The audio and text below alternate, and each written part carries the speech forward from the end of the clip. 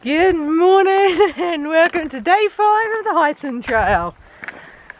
Yesterday it was okay, the morning.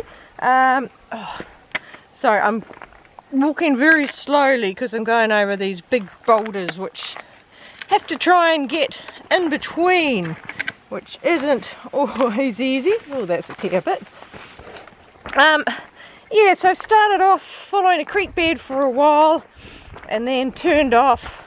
I went just above a creek bed, crossed over to Mayo Hut, and then followed above a creek bed. It was just horrible walking inside, but it wasn't too bad above it. So there's a bit of cross country trying to find my way, which is quite fun. And then across the road had a long, kangaroos already, 1, 2, 3.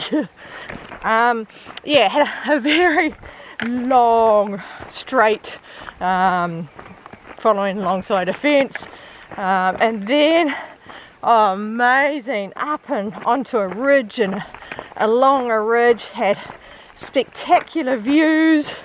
It was fun, it was rocky, going up and down and on the side of steep rocks as well. Oh, that was fun. Tiring, but fun. Came down from that. That's just following the road and then following the fence line to the campsite, filled up with the water, and then continued straight till I hit a fence line, and now following along a fence line on the side of the hills. And we have dropped a little bit of elevation, but it's still very up and down, rocky terrain. Trying to walk through these rocks all the time, and this is quite a spread out one. Normally they're a lot closer together, and this is the fence we're following. That's it. And yeah, just a couple of 100 meters down is relatively flat. And got another 14 kilometers of this, so hopefully it gets less rocky further on, otherwise it's going to be a slow time. Yeah, 14k to the next campsite. Overcast today, completely overcast, but it's not forecast to rain, just be overcast. But the flies are out in force already. Just trying to pack up my stuff this morning, and they were all over me. Walking, they seem to have eased off a bit, but I think the net will be out again today. Alright, another good day. And it's raining. I do not think of my forecast. It said 0% chance of rain because it's raining. Still following the fence, still rocky and awkward walking. We have joined a newer fence and we're a little bit further away from the foothills, so it's a bit flatter, more rolling hills as opposed to the lots of ups and downs, and almost a track. So things are definitely looking up. So I've still got the nice hills there and big flat plain. There's a homestead over there.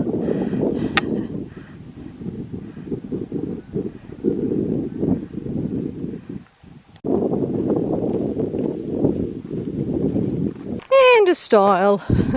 Watch out for the barbed wire on the top. These are some retro signs.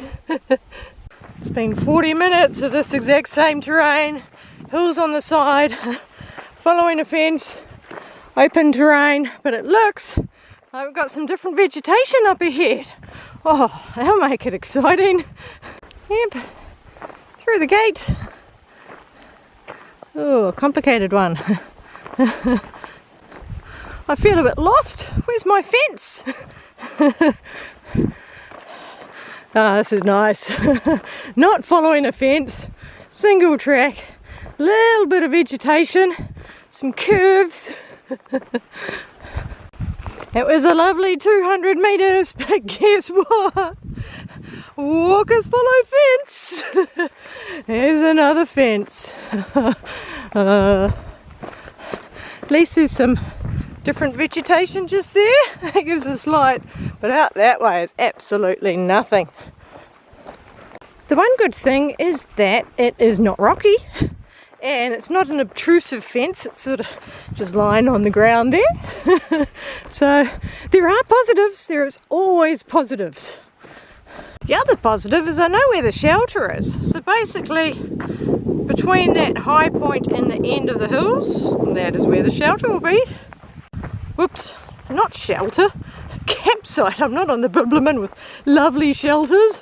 It will be a patch of ground with a water tank.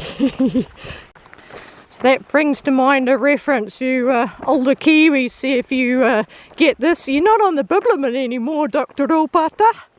So the fence is gone. There's no markers in sight. So I'm just walking. Maybe I'll see a marker eventually. I know roughly the direction I'm heading. Found the marker. Telling me to go through this thick bush. Where am I going? This one? It's funny the mental aspects of the hike. If there was a fence beside me, I'd be going, oh, I'm following a fence line. Because there's not the fence, it feels a lot more free and it's enjoyable. But I also think because there's some hills around me, so it's not just that flat, featureless terrain. You know, I grew up around hills, so flat is not really my thing. Try this brand again, different flavour, cheesecake based bar. Well, it's definitely better than the banana one. It's it just tastes like a normal muesli bar. It's yeah, I won't get it again, that's for sure. My foot is really annoying me. It feels like my laces are too tight across there, but they're as loose as they go. I can put a finger under them, the shoe is so loose. But yeah, it just feels like it's tight. It's always that foot I have trouble with the laces. So the other foot, my laces are normal tightness, but that left foot, I always have to have them just loose, which is hard when you're in more technical terrain because there's not a lot of stability.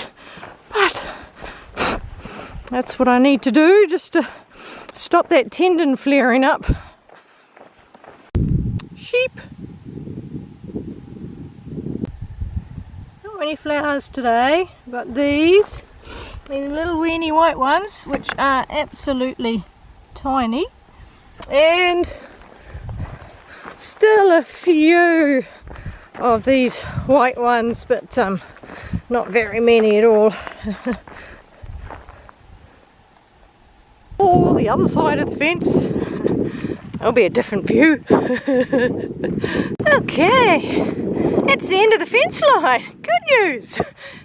Bad news, walkers follow track. We are on this road for 14.5 kilometres and 3 kilometres to go to get to the campsite where I'll refill with water. But yes, I shall get very familiar with this road. Just come up a big hill, go down and up and down and up and down and up. It's quite rounded, hilly terrain. It's windy. I think the hills have been sheltering. Just come up over this hill and the wind hit.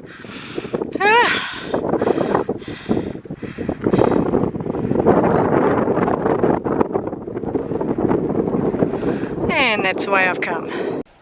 Size comparison. It's quite a big ant.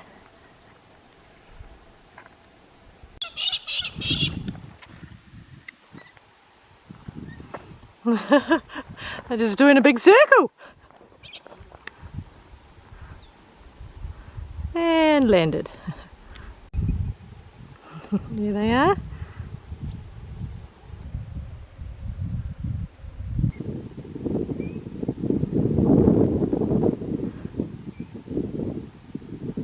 Alright, this is the turn off Calabrunda Creek campsite. And you can see the water tank and the toilet just behind the tree. The road's up there, so you've got to drop down to the creek and then up there and up. That's the water shadow. You can tell it's windy here a lot. Rocks gathered to help keep the pegs in. And that's the toilet. This is the toilet. So it's a fancy toilet. The trouble is, it is way too high. If you sat there, your legs would be dangling. Yeah, anyway, that's a toilet, just a basic long drop. Back on the road, and now it is 19 kilometres to the next water point, or the next campsite, and 11 of that is on this road. Style, so we don't have to open the gate. That's a completely random sign in the middle of nowhere. Cape Jervis, 1,000 kilometres. I'm not sure where that comes from. We've done 149 or probably 151 by now, so there we're doing more than 1,151 kilometres. Anyway, let's just take it as it is. Woohoo! 1,000 kilometres to go. Alright, I am just amazed that this is considered viable farmland. There's the odd sheep around the place. Their stocking rate of heads per hectare must be very, very low to make this practical. It's just, yeah, horrendously dry and only a couple of little, you know, tufts of nutrition in there. It's not a lot. Wow. Alright. Get quite a few ruins scattered around the place in here. The minute you go still, there's just flies everywhere. Oh, my legs, they're just everywhere. Oh, must have a cut there. It's just, thankfully, they even though I don't have the mosquito net all the way down, they don't seem to go underneath. They just stick to the top, which is handy. It's usually only this many when I actually stop, like I'm stopped to stretch at the moment. When I'm moving along, there's probably about 10 that are flying around. Occasionally they land on this, but not often. But it's good because it means I've still got a bit of airflow going through, so it's not stifling hot wearing this. But oh, the difference it makes in not having them all over my face. Even in my arm, look at that. Just flies sitting there, hitching a ride. Must be really sweaty and smell good. Body's feeling fine apart from that tight feeling across the top of my foot. And I must have been going too fast because my tendons started hurting a bit. So I'll just slow it down again. Just frustrating not being able to go as fast as I'd like, but that's alright. I'll just keep managing it. Kangaroo over there. Alright, looks like we've got another stile to get over. And, oh no, I thought we're turning, but no, the main road is turning. What does this say? No vehicle access. We're coming onto a bigger road. Whoa, exciting. Just in case you're not sure, yes, I do use sarcasm a lot.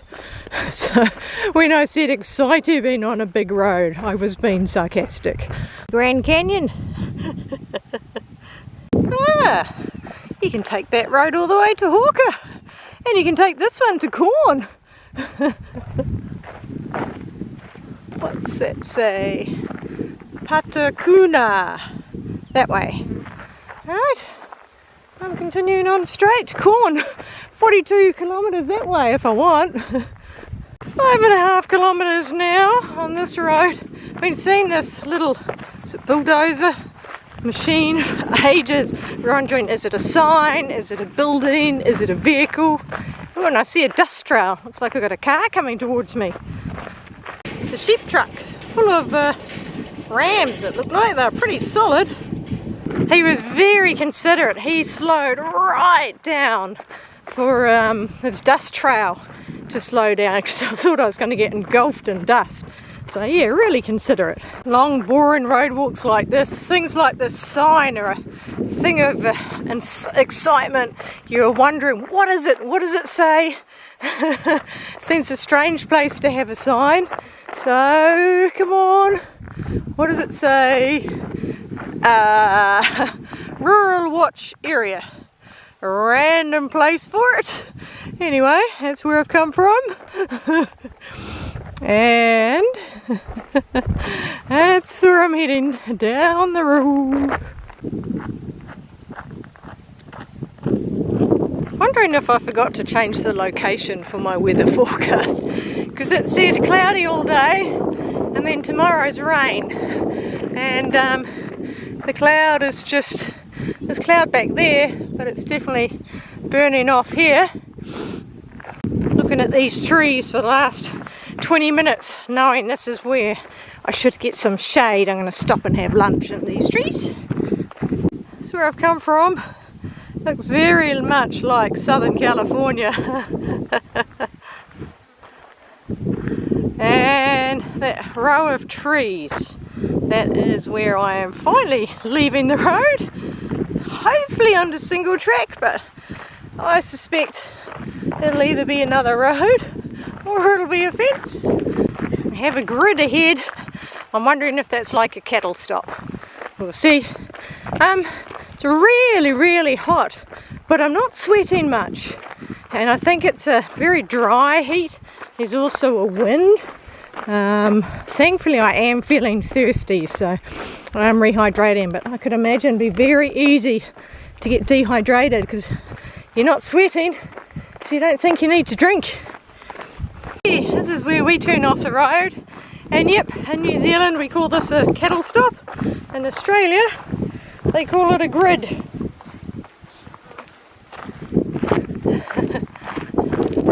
Patukuna, which is the name of the station. Alright.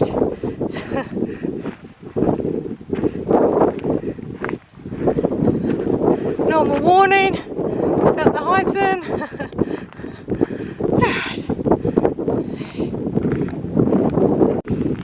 Looking at the map, there's a lot of very straight lines, so I'm guessing we're following fences. So we're along this, and then we cut across the river, and then we cut across to the hills that are over that side, but further around. Followed the fence line for a while. Nice new fence. Now we're heading down, and I don't see the next marker, but anyway, I know we've got to get up onto there, and I'll see the next marker from the top. A couple of sheep sheltering in the shade. We get up here somehow. See why the sheep are hanging out there? There's actually some water and shade. That was a big step for a shorty like me. Alright, now we follow this fence line. And now we walk in a straight line to the hills, and the campsite is at the base of the hills. So that is 6.5 kilometres of straight line following a fence. So we have a slight detour here. We're going to head down, and it's get across the river, and then we come back, and then we follow those straight lines up and over that hill, and then along, up and over that hill, and then along the end of the hill next to it, and that's where the campsite is. It's a very fancy park benches, considering it's only Heysen people on this trail.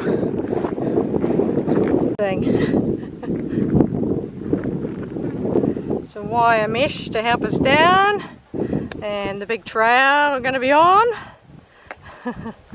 Beautiful colour in the cliffs. It's pretty down here. Dry feet crossing, that was easy, but going around here, that was a little slippery, so making sure to put my foot in a little divot where I could, and that's also quite deep, so I had to stand on the rocks. But yeah, gorgeous. Right, now climb up. I see a red wall up there, so that's what I'm going to aim for. I thought these flowers would open up, but I think this is just how they are. Right, our little break in the beautiful oasis is finished, and now back to following the fence line. We're now a nice path and we have to cross over. Pretty easy walking the side, and I think we're just on a vehicle track now, so don't mind leaving that other side. That's fast. Centipede, I'm guessing.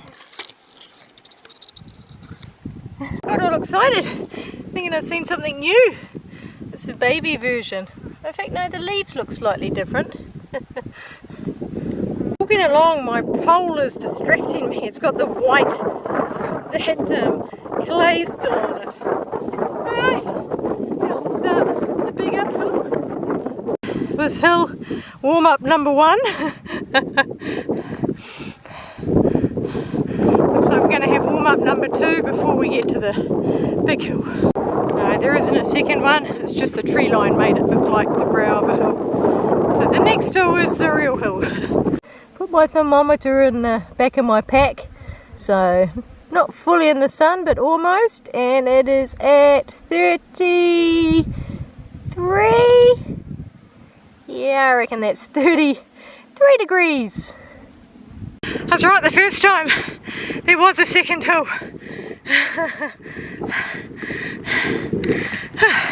Second hill done.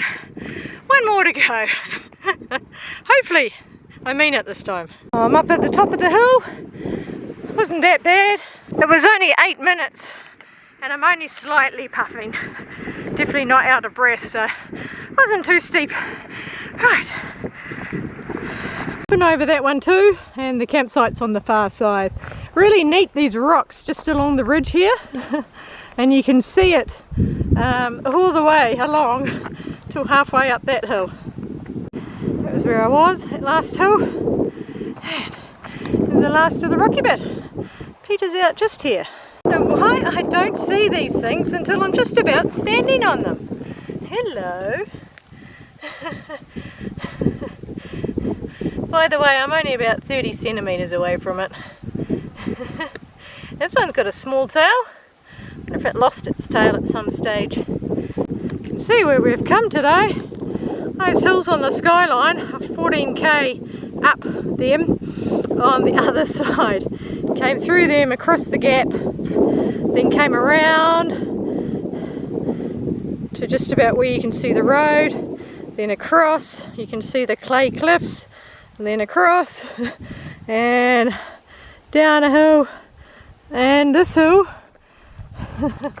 hills behind, and nearly going to see it in front. Not bad view.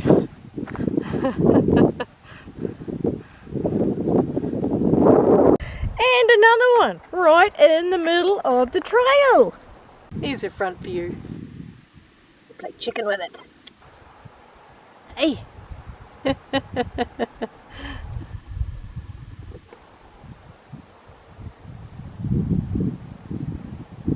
Actually moving towards me for some reason. It's like a little egg. I hope it hatched. Wasn't eaten. This has been fun, single trail. Through the trees, across the ridges. Another egg. It's a campsite, and look, solar powered lights. And does it have a charger? Yeah, look, USB charger. You can charge your phone. So this is Buckeringa North Shelter.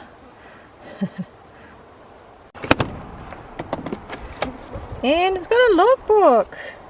That's the water tanks, and then it's just a sitting platform. Down there's a fire pit and a bench, and there's a road just out. You can see the white just through the trees. So nice and close for cars, but it seems that they've left the water tank alone. So the next campsite is Mount Arden South campsite, and it's in 22k. Now obviously I'm not doing another 22k today. I think I'm at about 31ish at the moment. It's 10 past 4 now, so once again I walked to around 6, maybe a little later. So, see how I feel, but at the moment got good energy, nothing's hurting, so we'll keep walking. Too hot to sit in my tent for too long. We're about 50 metres from the campsite, over the stile, and there's the road. And we follow the road for a few hundred metres. Very white road, isn't it? Right. Alright, so just keep on the marked trail, and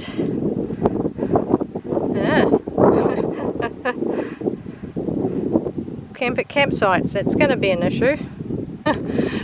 Walkers follow fence. Here's the Buckera private nature reserve, and we just go right along the very edge of it. We've semi-left the fence, we're on a track. The fence is just there, but I'm guessing this track runs all the way along the edge. On the map it was a green line, and previously it's the green line for the boundary for the park, but makes sense that they have a track right at the edge of the park. Anyway, this will make it easier if it's a track all the way through. What I'd like to do is complete these 7k, so I'm out of the wildlife area, based on that sign that said they didn't want us to camp in here. So if I can go, that'll put me right near the road, and that'll put me right on the very extreme corner of the area, so it should be okay there. We'll see if I make it, depends what the terrain's like. 7k, so that'll take me 2 and a bit hours given my current walking pace. Nice road, almost no rocks. It's 3. Oh no, that one's dead. Oh, I'm doing samples, seeing what grows in what area. Right, continuing along the track. This is a neat tree, so you can see the yellow flowers, and it looks like beans, and then there's a nut up top as well. Cool tree. Yeah, you can see the silhouette a bit better.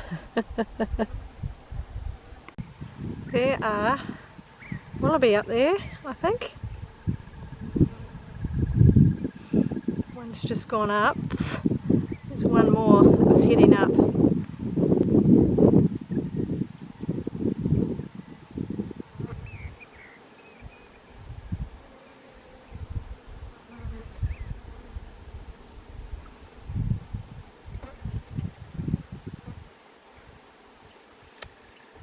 Unfortunately, I can't get the colours, so I'm not sure if that's the rock wallaby or if it's a kangaroo that likes rocks.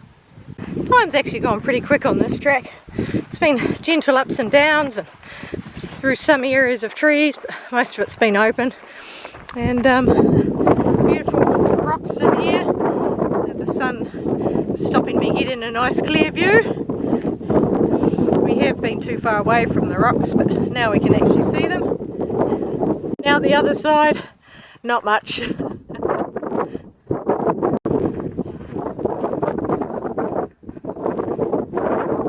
Ooh, 1 and a bit K, and you can see the rocks where there's a gap in between the rocks. That is where I'll be tuning in.